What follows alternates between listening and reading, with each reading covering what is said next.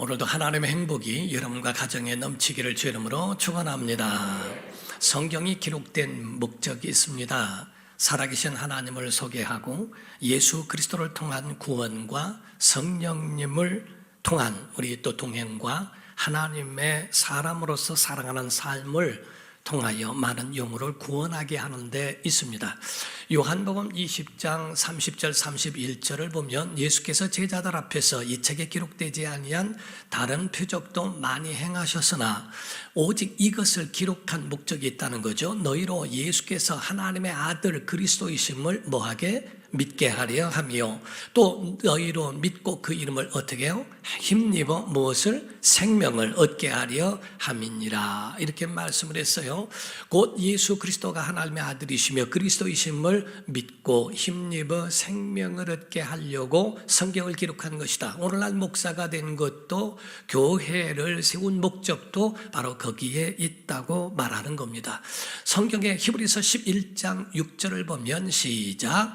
믿음이 없이는 하나님을 기쁘시게 하지 못하나니 하나님께 나아가는 자는 반드시 그가 계신 것과 또한 그가 자기를 찾는 자들에게 상 주시는 이심을 믿어야 할지니라. 아멘. 곧 믿음이 없이는 하나님을 기쁘시게 할 수 없다. 그런데 그 믿음의 기초가 뭐냐는 겁니다. 그것은 하나님 살아계심을 믿어야 합니다. 그리고 또 그를 찾는 자들에게 상 주시는 이심을 믿어야 할지니라 라고 성경은 말씀하고 있어요.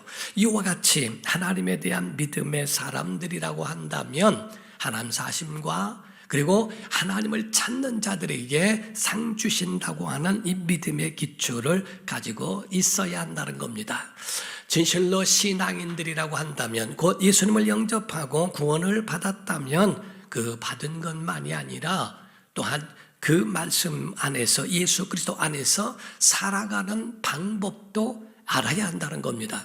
다시 말하면 믿음의 목적, 우리가 살아야 하는 목적이 무엇인가에 대하여 정립되어야 한다는 거죠. 고린도전서 10장 31절에서 33절을 보면 그런즉 너희가 먹든지 마시든지 무엇을 하든지 다 하나님의 뭐를? 영광을 위하여 하라. 두 번째는 유대인에게나 헬라인 이방인에게나 하나님이 세우신 교회에게나 거치는 자가 되지 말고 나와 같이 사도 바울이 말하는 거죠. 모든 일에 모든 사람을 뭐하게? 기쁘게 하여 자신의 무엇을? 유익을 구하지 아니하고 많은 사람의 유익을 구하여 그들로 마침내 무엇을? 구원을 받게 하라. 이것이 바로 우리가 세워지고 교회가 세워지고 우리가 해야 할 사명이라는 것을 말씀하고 있는 겁니다. 곧 하나님께는 영광을 위하여 그리고 모든 유대인이나 이방이나 하나님이 세우신 교회는 거치는 자가 아니라 유익을 주는 사람이요 기쁘게 하고 그리고 마지막에는 마침내 그들로 구원을 받게 하는 것이 우리의 사명이라고 말씀하고 있습니다. 그러므로 여러분과 우리의 모든 사명에 정말 정립으로서 그 목적을 분명히 하기를 주 이름으로 축원합니다. 우리가 살아갈 때 우리가 깨달아야 할 것이 있어요. 어느 집에 어느 아이가 태어나면서 다른 아이들보다 이가 치아가 이렇게 일찍 나더래요. 너무 신비롭고 좋았는데 이 아이가 일찍 난 탓인지 연글지 않아서 이가 썩기 시작하더라는 겁니다. 그래서 유치원에 다닌 그 숫자보다 치과에 다닌 숫자가 더 많았다라고 이야기를 합니다. 첫 번째 이를 뽑는 날이었는데 그때 아빠가 같이 동행해서 거기에 참관을 했대요. 치과 의사에게 물었답니다. 이 비용이 하나 뽑는데 얼마입니까? 라고 했더니 10년 전 가격으로 2만 원이라고 하더래요. 와, 그러면 이를 뽑는 시간은 얼마나 됩니까? 했더니 2분이라고 그러더래요. 아니 그러면은 2분 만에 뽑고서 2만 원을 받는 건 너무 비싼 거 아닙니까? 그랬더니 치과 의사가 말을 하기를 미안합니다. 그렇다면은 앞으로 일을 30분 동안 빼겠습니다. 그랬더래요. 30분 동안의 일을 빼면 이거 고통 때문에 어떻게 하겠는가 하는 거지요. 신앙생활도 비슷하다고 이야기를 합니다. 다시 말하면 고생하고 난 다음에 2만 원은 싸다고 여기지만은 그러나 고생하지 않고 쉽게 고생 없이 그 한 다음에 2만 원을 내는 거는 너무 비싸다고 여긴다는 거지요. 우리가 암병이 들고 희귀병이 들고 많은 어려운 가운데서 많은 비용을 지불하고 난 다음에 거기에 고침을 받게 되면 싸다고 여기지만은, 그러나 그 가운데 우리가 건강하고 그 비용을 지불할 필요가 없이 건강하게 살아온 것에 대해서 우리가 지불하는 그런 것에 대해서는 왜 그렇게 인색하며 사는지 모른다 하는 거지요. 신앙생활에 있어서는 신앙인들조차도 역경이 있고 순경이 있다는 겁니다. 역경이라고 하는 것을 잘 극복하고 이겨야 하는 지혜도 필요하지만 순경 가운데도 감사하며 사는 법은 얼마나 더 중요한가 하는 거예요. 힘들고 어려울 때에 하나님을 느끼고 하나님의 은혜를 체험한다는 거 귀한 일이지요. 그러나 순경 가운데에 순탄한 그 모든 삶 가운데에서는 하나님의 사심을 경험하고 느끼고 체험하며 살아간다는 것은 얼마나 귀한 일이냐 하는 겁니다. 힘들고 어려울 때만 은혜라고 여기는 것이 아니고 우리가 살아가는 모든 갖가지의 모든 일상을 하나님 앞에서 감사하며 사는 것, 이 은혜를 깨닫고 사는 것은 더 소중하다고 보는 거라 하는 거죠. 사랑하는 성도 여러분, 우리의 삶 속에 커다란 질병이 없는 것 은혜인 줄 믿습니다. 갖가지 고난 가운데에 있지 아니하고 고난 없이 지내온 것도 하나님의 은혜인 줄로 믿습니다. 우리가 찬양 가운데 지금까지 지내온 것 주의 크신 은혜라라고 하지 않습니까? 우리의 삶 속에도 이와 같이 살아온 모든 일상이 다 우리에게는 감사라고 하는 거지요. 10년 전 통계입니다. 아침에 일어나서 인사하고 그리고 직장을 나가고 학교를 가고 했던 그 가족이 돌아오지 못하고 그게 마지막 모습이었다라고 하는 것이 지구상에서 10년 전 통계에 1년 동안에 154만 명이라는 겁니다. 인사하고 나가서 다시 돌아오지 못하는 가족이 1년 통계가 154만 명이고 곤충에 물려서 그리고 세상을 등지는 사람들도 3천만 명이 되고요. 기아로 죽어가는 사람도 1년에 3천만 명 정도가 된다고 이야기를 합니다. 그렇다면 우리가 지금 이와 같이 한평생 살아오면서 많은 일들이 있지만은 그러나 역경 가운데도 처할 줄도 알고 순경 가운데도 처할 줄 아는 일체의 비결을 배워야 하는 것이 중요하지 아니한가? 사랑하는 성도 여러분, 한평생의 일생을 성경에는 한 사람의 평생이라고 이야기를 합니다. 그러므로서 한 번밖에 주어지지 않는 이러한 일생에 대하여 우린 연습도 없고 실수도 용납하지 못하고 후회도 용납할 수 없다는 거지요. 그러므로 여러분과 저에게 있어서는 정말 우리는 안녕하냐는 겁니다. 우리의 영혼이 안녕한가? 우리의 가정이 안녕한가? 우리의 삶이 과연 안녕하냐 하는 겁니다. 어떤 형편이든지 그 가운데에 물로 밑에 있는 바다 밑에도 울퉁불퉁한 바위도 많고 계곡도 있지만은 물로 평정을 이루고 있는 것처럼 우리 속에 어떤 형편이든지 어떤 상황이든지 그거를 극복할 수 있는 그런 비결을 가지고 있느냐는 거죠. 사도 바울은 그런 고백을 했습니다. 빌립보서 4장 11절에서 13절입니다. 내가 궁핍함으로 말하는 것이 아니니라 어떠한 형편에든지 나는 자족하기를 배웠노니 나는 비천에 처할 줄도 알고 풍부에 처할 줄도 알아 모든 일 곧 배부름과 배고픔과 풍부와 궁핍에도 처할 줄 아는 일체의 비결을 배웠노라. 13절입니다. 시작. 내게 능력 주시는 자 안에서 내가 모든 것을 할 수 있네. 다시 한번 시작. 내게 능력 주시는 자 안에서 내가 모든 것을 할 수 있느니라. 아멘. 믿으시면 아멘. 이와 같이 모든 환경과 모든 형편과 여건 가운데서도 바로 우리가 일체의 비결을 배웠는데 이건 능력 주시는 자 안에서 내가 모든 것을 할 수 있다는 믿음의 선포였습니다. 사랑하는 성도 여러분, 우리는 어떤 존재일까? 성경은 우리에게 말씀하기를 하나님의 백성, 하나님의 자녀들을 가르쳐서 창조하신 하나님과 우리의 관계를 사자나 소로 비유하지 아니하고 양으로 비유하고 있다는 사실입니다. 왜 양일까? 사자나 늑대는요, 이빨에 송곳니가 있어서 육식동물들은 이 이빨이 달라요. 그래서 송곳니가 나와서 찢고 그 고기를 찢고 하기에 용이하도록 하나님이 창조하신 겁니다. 그리고 소 같은 채식을 하는 그런 그 동물, 초식 동물들 같은 경우는 이빨, 기린이나 이런 걸 보면은 전부가 그 채식할 수 있도록 하나님이 그렇게 치아를 만드셨거든요. 그런데 어쨌든 사자나 늑대 같은 맹수 같은 자들이라고 하지 아니하시고, 또한 소나 나귀 같은 열심히 일을 해야 살아가는 동물들 같은 초식 동물 중에 하나로 우리를 표현한 것이 아니라 왜 양이라고 하셨을까? 양은 약하디 약하고요, 열이 섞기가 이루 말할 수가 없다는 겁니다. 자기를 보호할 수 있는 무기도 없고요, 날카로운 이빨도 없고 발톱도 없고 뿔도 없고 독도 없는 그런 연약한 존재가 양인데 왜 양이라고 성경은 말씀했을까 하는 겁니다. 오늘날 많은 사람들이 살아가면서도요, 어떤 사자같이 사는 사람도 있습니다. 매사에 전쟁터예요. 집도 전쟁터고 일터도 전쟁터이고 살아가는 모든 삶이 전쟁터인 것처럼 사자처럼 사는 사람도 있습니다. 운전할 때도 사자처럼 저돌적이고 공격적이서 샥샥 하는 사람도 있습니다.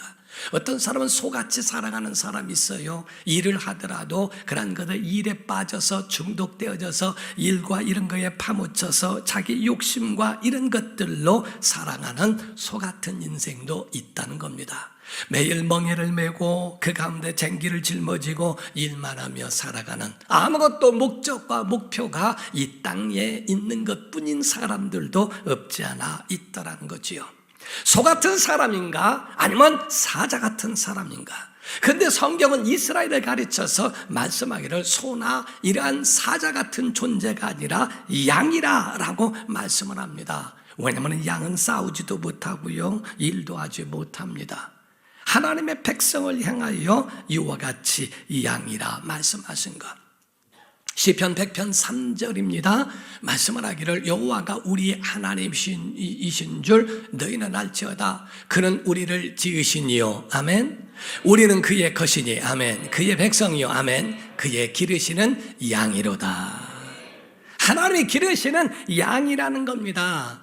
목자가 없고 사람이 없어도 이빨이 있고 발톱이 있어서 물어뜯고 찢어버릴 수 있고 자생할 수 있는 사자도 아니고 소도 아니고 양과 같이 연약한 존재라고. 왜 그랬을까? 양이 살아가는 오직 유일한 방법은 목자라는 겁니다. 목자의 관계 속에서 살아가는 아름다운 교제로 이루어지고 살아갈 수밖에 없는 존재가 양이라고 말씀하고 있는 거예요. 양은요 얼마나 연약한지요. 비탈지고 험한 길은 거기서 혼자 가기도 겁이 많아 갈 수 없는 존재라고 합니다. 어리석기가 이루 말할 수 없어서 반드시 돌봄이 필요하고, 이게 독초인지 이게 약초인지 이게 목초인지 먹어서 되는지 안 되는지도 구별할 수 없기 때문에, 그래서 목자가 미리 가서 그 가운데 독초를 다 제거하지 않으면 그거 먹고 탈라버릴 수밖에 없는 것이 양이라고 이야기를 합니다. 매일 다니던 길도 안내자가 안내해 주지 않으면 돌아오지도 못한다고 그래요. 개나 같은 이러한 짐승들, 소나 말은요 백리 십리를 백리를 가더라도 자기 집으로 돌아올 수 있는 귀소 본능이 있다고 그래요. 벌이라고 하는 것은요 눈을 떼내도 그래도 거기에 대한 감지되어지는 걸로 집으로 돌아올 수 있다라고도 이야기를 합니다. 근데 양은 모퉁이만 돌아가도 어디로 갈 줄 모르는 그런 방황하는 것이기 때문에 팔레스타인에서 양이 그냥 혼자 스스로 존재한다는 것은 거의 불가능하다고 이야기를 합니다. 절대 쉬운 일이 아니라고 이야기를 하지요. 맹수의 위협도 있습니다. 거기에 대한 독초에 대한 위험도 있습니다. 등등 여러 가지 질병과 이런 것들로 절대 살아나기에 쉽지 않은 존재가 양이라고 말합니다. 목자의 의무라고 이야기하는 건 목초를 제공합니다. 계곡을 건널 때에 연약한 어린 양이나 이런 거를 그것은 목자가 안고 건너줘야 되고, 가시덤불을 피해주는 것 다 그거를 다 제거해주는 일이 목자가 해야 할 일들이라고 하죠. 맹수가 배고파서 나타나면 목숨 걸고 싸워서 양을 지키기도 하고요, 보호해 주어야 하는 이것이 양과의 관계라고 하는 거예요. 하나님의 백성들, 하나님은 하나님의 그의 백성들을 향하여서 너희는 사자다, 독수리다, 소다 이런 표현보다 양이라고 하는 것은 너희는 나를 떠나서는 아무것도 할 수 없는, 인간 스스로 하는 존재가 아니라 하나님의 돌봄이 필요한 존재라고 하는 것을 아주 확고하게 못을 박아놓은 거예요. 요한복음 15장 5절입니다. 시작. 나는 포도나무요 너희는 가지라. 그가 내 안에 내가 그 안에 거하면 사람이 열매를 많이 맺나니 나를 떠나서는 너희가 아무것도 할 수 없습니다. 나무와 가지가 떠나서는 존재할 수 없고, 가지가 잘라져서 말라지고 결코 살아남지 못하는 것처럼 너희가 나를 떠나서는 아무것도 할 수 없다. 양이 목자를 떠나서는 아무것도 할 수 없어 라고 하는 이거를 선언한 것과 같은 겁니다. 그러므로 오늘 본문 말씀을 이거에 대하여 여러분이 인지하고 하나님 말씀을 한번 보시면 좋겠어요. 시편 23편 1절입니다. 시작. 여호와는 나의 목자시니 내게 부족함이 없었듯. 시작. 여호와는 나의 목자시니 내게 부족함이 없으리로다. 아멘. 믿으시면 아멘. 하나님의 목자심을 믿으시면 아멘. 그 하나님이 우리의 목자가 되신다면 부족함이 없습니다. 이 믿음이라는 건 어마어마한 겁니다. 양이 목자 없이는 죽은 목숨이에요. 그런데 목자가 유능하고 강하고 힘이 있다면 얼마나 감사하겠어요. 아니, 전능하신 하나님이 우리의 목자가 되셨다는 것에 대해서 이 같은 설렘과 감격이 세상에 어디 있을까? 양은 목자와 함께 있을 때 안전합니다. 양은 목자와 함께 있을 때 행복할 수 있습니다. 양은 목자와 함께 할 때에 만족할 수 있다는 겁니다. 그래서 우리에게 있어서 다른 것 필요 없습니다. 하나님이 우리의 목자가 되셨으니 나는 부족함이 없습니다 라고 하는 걸로 이것으로 시작하는 거죠. 2절입니다. 2절 시작. 그가 나를 푸른 풀밭에 누이시며 쉴만한 물가로 인도하시는도다. 갈증이 있고 피곤을 느낄 때, 이런 양이 가지고 있는 그러한 것에 대한 반응이 있을 때에 목자는 양이 움직이는 대로 하는 것이 아니라 목자는 양의 모든 생리와 모든 그러한 패턴을 알고 있기 때문에 갈증 난다고 물을 먹여서는 안 된대요. 그래서 그런 적절할 때에 그에게 물을 먹여주고, 적절할 때에 먹을 걸 제공해주고, 적절할 때가 그늘을 제공해주는 그런 일들을 목자가 알아서 해야 된다는 거예요. 양이 하는 게 아니라 목자가 알아서 그에 맞춰서, 제가 항상 성경 공부하면서 말한 것처럼 기도는 내 시간에 할지라도 응답은 하나님의 때, 하나님의 시간에 하신다는 것. 그러므로 우리는 기도했으면 그냥 믿고 기다리는 겁니다. 하나님이 원하시는 적절한 때에 우리에게 응답해 주시는 것이 가장 합리적이라는 거지요. 내 생각과 내 방법대로 살아가는 것이 아니고 하나님의 방법대로 하나님이 적절하게 우리를 채워주신다는 겁니다. 그래서 빌립보서 4장 19절에 말씀합니다. 나의 하나님이 그리스도 예수 안에서 영광 가운데 그 풍성한 대로 너희 모든 쓸 것을 채우시리라. 우리에게 채워주신다라고 말씀을 합니다. 우리 시편 34편 10절입니다. 시작. 젊은 사자는 궁핍하여 줄일지라도 여호와를 찾는 자는 모든 좋은 것에 부족함이 없으리로다. 아멘. 하나님을 찾으면 하나님이 그의 양에 맞게, 그의 상황과 그의 형편에 맞게 채우시고 그에게 부족함이 없도록 만들어 주시겠다는 겁니다. 중요한 게 뭔지 아십니까? 마태복음 6장 31절 32절을 봅니다. 그러므로 염려하여 이르기를 무엇을 먹을까, 무엇을 마실까, 무엇을 입을까 하지 말라. 이는 다 이방인이 구하는 것이라. 너희 하늘 아버지께서 이 모든 것이 너희에게 있어야 할 줄을 뭐 하신다? 아시느니라. 믿으시면 아멘.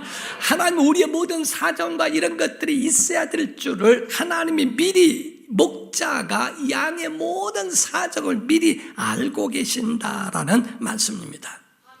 염려가 뭔지 아십니까? 염려는 목자 없는 자들의 탄식이라고 표현합니다.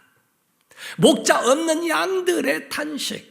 목자가 없으니까 자기가 해야죠. 얼마나 초조하고 불안하고 그렇게 살아갈까.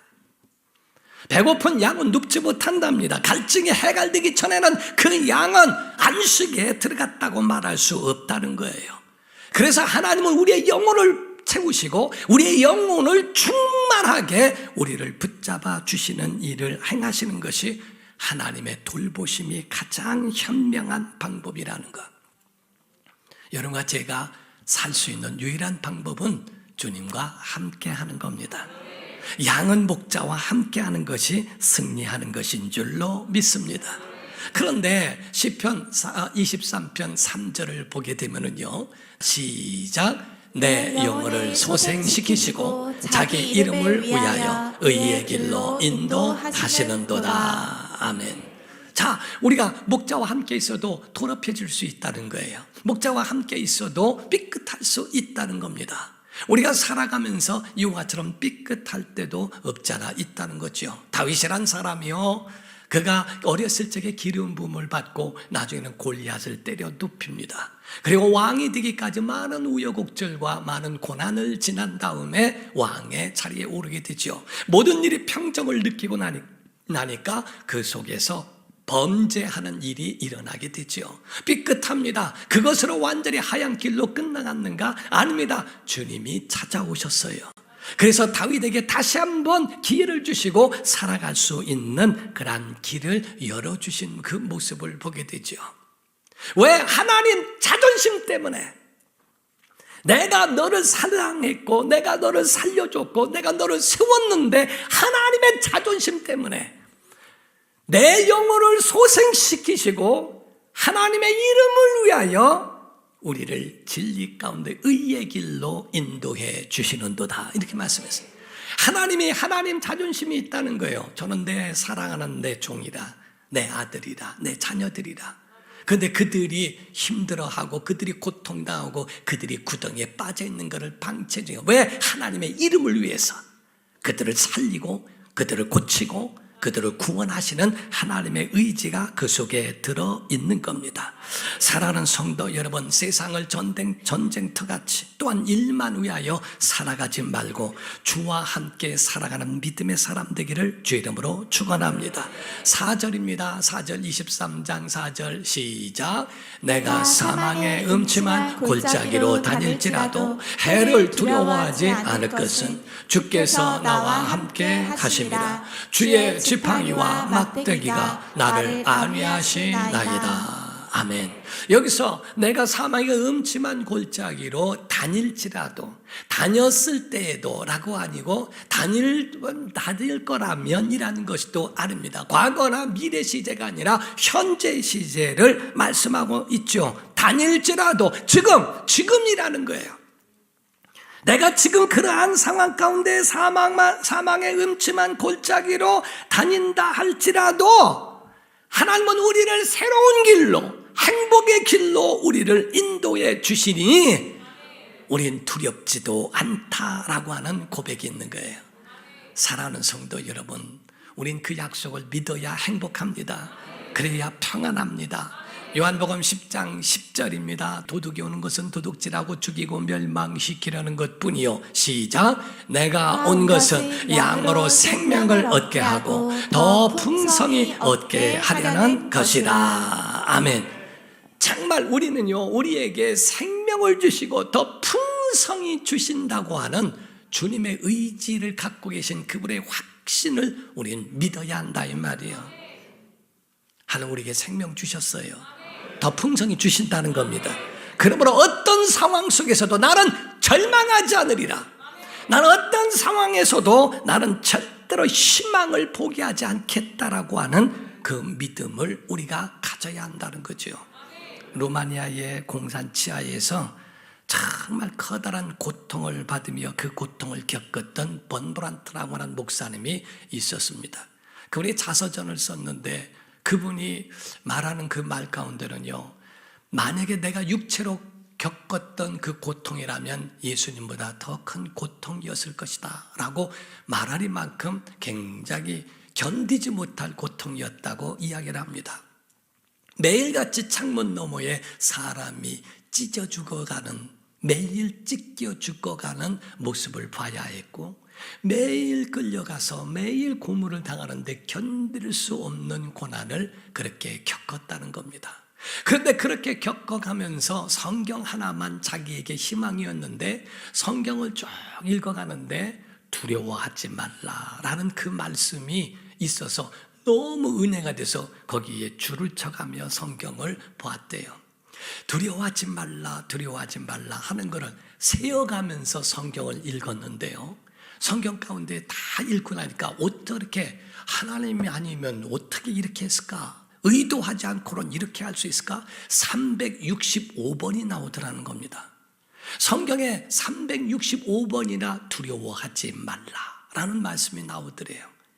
야, 이거 어떻게 이럴 수가 있는가? 그런데 옆에 보니까 다른 번역본이 있어서 그거를 보는데 또 그 생각이 나서 두려워하지 말라라고 하는 구절을 줄쳤더니, 와, 이게 웬일입니까? 366번이 나오더래요.